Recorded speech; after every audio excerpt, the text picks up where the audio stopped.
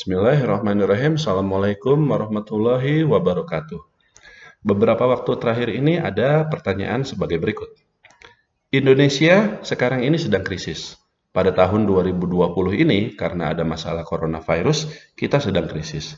Tapi kenapa penurunan IHSG sejauh ini sampai bulan Mei itu tidak sedalam tahun 2008 lalu? Ya. Nah, sekarang kita bisa lihat ininya ya. Ini adalah pergerakan IHSG sepanjang tahun 2020. Pada awal tahun lalu, IHSG itu berada di posisi 6.299 dan hari ini ketika video ini dibuat pada tanggal 6 Mei 2020 IHSG berada di posisi 4.600 sehingga total penurunannya sejauh ini sekitar 27%.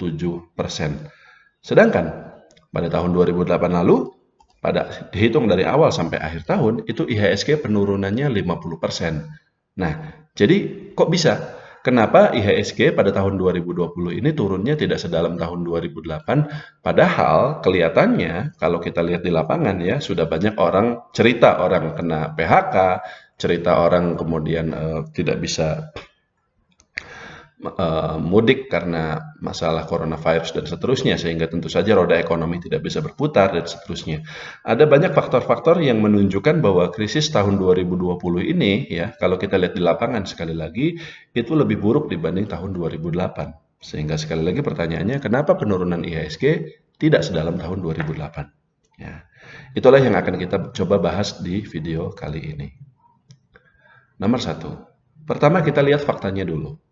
Pertumbuhan GDP Indonesia ya, hingga kuartal 1 2020 itu terendah sejak era krisis moneter. Datanya bisa kita lihat di sini ya. Nah, ini dia. Indonesia pertumbuhan ekonomi tahunannya melemah menjadi 2,97% hingga kuartal 1 2020. Ini adalah kenaikan terendah sejak kuartal 1 2001. 2001 ingat sekali lagi ketika itu masih zaman krisis moneter, masih ada dampak dari krisis sejak tahun 98-nya, dan juga jauh di bawah konsensus pasar sebesar 4%. Nah, kalau kita lihat lagi chartnya di sini, ya, ini adalah pertumbuhan ekonomi kita yang paling baru, hanya 2% sekian. Dan ini jauh lebih rendah dibanding tahun-tahun sebelumnya yang mencapai 4 atau 5%. Bahkan pada tahun 2008 pun, meskipun waktu itu pertumbuhan ekonomi kita juga turun, tapi hanya sampai 4% saja. Jadi ini sebenarnya sudah sangat buruk ya. Penurunan yang lebih dalam lagi dari saat ini adalah pada tahun 98 lalu, yaitu ketika terjadi krisis moneter. Sekitar seperti itu. Nah, tapi sekali lagi kenapa pergerakan IHSG sampai sejauh ini belum sedalam tahun 2008, apalagi sedalam 98. Pada tahun 2008 IHSG kita itu turunnya 50%. Tapi pada tahun 97 hingga 98, dari titik tertinggi hingga titik terendahnya IHSG sempat turun sebesar 65%. 70% bahkan ketika itu. Jadi itu krisis yang luar biasa sekali ketika itu. Tapi sekarang kita coba lihat lagi perbandingannya ya. Sekali lagi, ketika video ini dibuat, sekarang masih bulan Mei.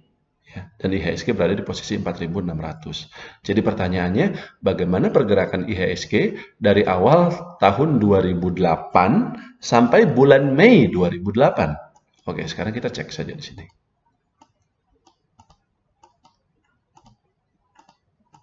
Nah, ini dia. Ini adalah pergerakan IHSG sepanjang 2008. Bisa kita lihat pada tahun 2007-nya dia terus naik, sempat turun tapi naik lagi, ya. Dan pada awal tahun 2008 IHSG berada di posisi 2731. Anda bisa lihat di sini. Lalu turun, naik lagi, turun lagi pada turun bulan Januari ini, Februarinya naik, bulan Maretnya turun dan bulan Mei-nya dia naik lagi. Tapi sekarang kita lihat pada awal Mei 2008 itu IHSG berada di posisi sekitar 2400-an dan sempat lanjut naik sampai 2500. 2500 ini dibanding posisi awal tahun yaitu 2700 berarti total penurunannya baru sekitar 10%. Ingat, total penurunan IHSG dari Januari sampai Mei 2008 itu baru sekitar 10%. Dan barulah setelah itu memasuki bulan Juni, Juli, Agustus, September hingga puncaknya Oktober, barulah IHSG turun lebih lanjut hingga akhirnya pada Desembernya dia naik lagi sedikit, hingga akhirnya secara keseluruhan dari awal sampai akhir tahun itu IHSG penurunannya mencapai 50%. Dan tahun 2008 kemudian diingat sebagai tahun krisis. Nah, jadi sekarang kita balik lagi ke tahun 2020. Nah, kita bisa lihat di sini. Sehingga sebenarnya kalau ada pertanyaan itu tadi, kenapa penurunan IHSG sampai saat ini belum sedalam tahun 2008? Maka mungkin karena sekarang masih bulan Mei. Masih ada beberapa bulan lagi sampai akhir tahun nanti dan kita tidak tahu apakah IHSG akan lanjut turun ataukah akan lanjut naik. Itu kita tidak tahu. Tapi kita belum bisa menyimpulkan posisi IHSG saat ini sebagai posisi final. Karena tahun 2020 itu masih panjang. Dan kalau kita lihat pergerakan Dow Jones dan IHSG di tahun 2020 ya, hingga awal bulan Mei, itu sebenarnya masih selaras dengan tahun 2008. Bahkan pada tahun 2008, seperti tadi yang kita sampaikan, IHSG baru turun sekitar 10%. Sedangkan kita turunnya di bulan Mei sudah turun 27%. Seperti itu. Nah, tapi kemudian itu memang menimbulkan pertanyaan berikutnya. Jadi untuk tahun 2020 ini, mulai bulan Mei ini sampai akhir tahun, itu bakal bagaimana? Nah, itu akan bergantung pada perkembangan masalah coronavirus dan juga kinerja fundamental perusahaan dan makroekonomi. Nah, jadi memang ada dua skenario. Skenario pertama, ya udah ini koreksinya sudah maksimal. Setelah itu pasar naik lagi. Ini jika dampak ekonomi yang ditimbulkan oleh coronavirus tidak terlalu besar. Kinerja emiten pada tahun 2020 ini tetap bagus. Tapi jika kemudian kondisinya ternyata memburuk ya, misalnya tadi di awal disebutkan bahwa pertumbuhan GDP kita hanya 2% sekian, katakanlah di kuartal 2 berikutnya turun lebih rendah lagi, ya maka tentu saja IHSG juga bisa turun lebih rendah lagi. Karena kalau kita pakai contoh pada krisis tahun 2007-2008, di Amerika Serikat sana yang ketika itu disebabkan oleh bubble property ya sebenarnya tanda-tanda krisisnya itu sudah terjadi sejak bulan April 2007. Ada perusahaan namanya New Century yang bergerak di bidang real estate investment trust, dia bangkrut. Ini sudah merupakan tanda-tanda krisis. Tapi seperti yang kita ketahui tahun 2007 Dow Jones masih naik, demikian pula dengan IHSG. Tapi pada bulan-bulan berikutnya satu persatu perusahaan mulai bangkrut. Pada bulan Juli, IndyMac, ini juga satu perusahaan yang cukup besar, dia gagal bayar hutang, dan puncaknya adalah pada bulan September, Lehman Brothers, sebuah bank, salah satu bank yang terbesar di Amerika Serikat, dia bangkrut, meninggalkan utang sekitar 900 miliar dolar. Lehman Brothers ini kalau di Indonesia itu kurang lebih seperti bank BNI atau Bank Mandiri mungkin ya. Jadi dia besar sekali. Ketika dia bangkrut, maka beritanya langsung menyebar ke seluruh dunia. Semua orang panik, bursa saham anjlok. Dan itu terjadi pada bulan September. Sehingga kalau kita lihat lagi ya, pada tahun 2008 lalu, nah ini dia di sini. Sebenarnya pada tanggal 1 September itu IHSG masih di 2100-an. Ya. Ketika itu sudah terjadi krisis, sudah terjadi perusahaan-perusahaan di Amerika Serikat sana yang bangkrut satu persatu. Tapi begitu yang bangkrutnya adalah Lehman Brothers, barulah setelah itu IHSG terjun bebas hingga mencapai 1111 di bulan Oktober. Ini adalah yang kemudian membuat tahun 2008 diingat sebagai tahun krisis. Tapi sampai bulan Mei-nya, bahkan sampai bulan September di tahun 2008 tersebut, belum kelihatan bahwa IHSG pada tahun itu akan turun sedalam itu. Nah, sehingga sekali lagi ya, untuk tahun 2020 ini, jika perkembangannya adalah seperti tahun 2008 lalu, yaitu ada perusahaan besar yang bangkrut, dan kemudian yang di PHK segala macam lebih banyak lagi, kinerja perusahaan turun semuanya, maka ada kemungkinan IHSG di tahun 2020 ini akan turun 50%, seperti di tahun 2008, atau bahkan lebih rendah lagi ya. Kalau misalnya posisi awalnya itu 6.300-an, berarti 50% berarti dia turun sampai sekitar 3.000. Itu mungkin saja jika kondisinya memburuk. Tapi sebenarnya jika kondisinya ternyata tidak sampai separah itu, ya, tidak sampai ada perusahaan besar yang bangkrut, maka mudah-mudahan posisi IHSG yang di 4.600 sekian ini juga sudah cukup rendah. Kenapa? Karena kita bisa lihat contohnya pada tahun 2011. Waktu itu di Eropa sana ada krisis Yunani.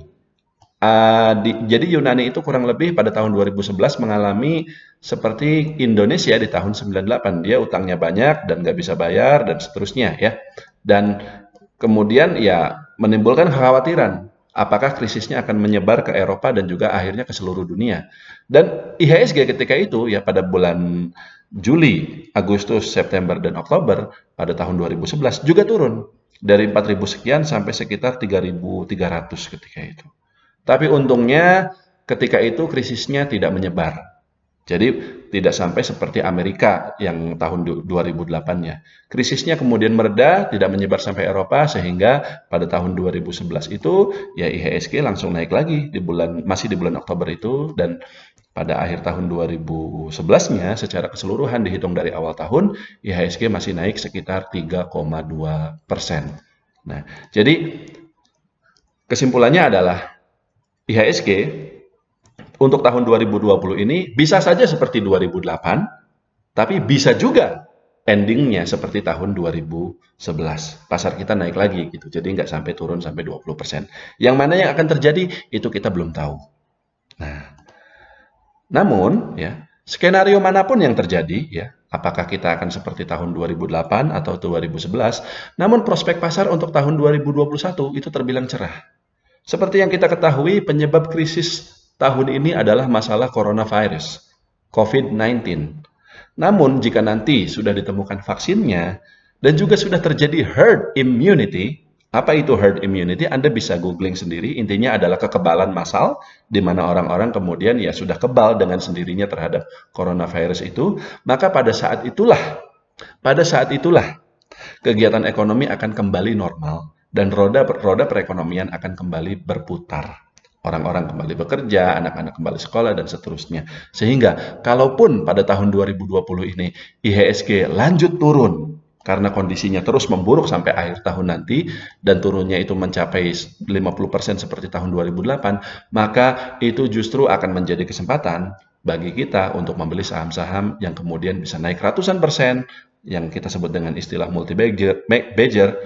multi-bagger hanya dalam waktu 1-2 tahun berikutnya. Seperti yang kita ketahui pada tahun 2008, setelah IHSG turun yang luar biasa, di tahun 2009-nya IHSG naik 87%, dan ada banyak saham-saham yang naiknya 100, 200, 300% di tahun 2009 itu, dan bahkan masih lanjut naik lagi di tahun 2010-nya.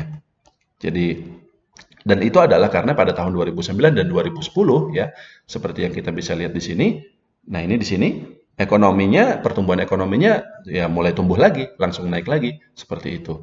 Jika nanti 2021 juga skenarionya sama demikian, maka pasar sedalam apapun penurunannya pada tahun 2020 ini, tapi pada tahun 2021 nanti prospeknya terbilang cerah.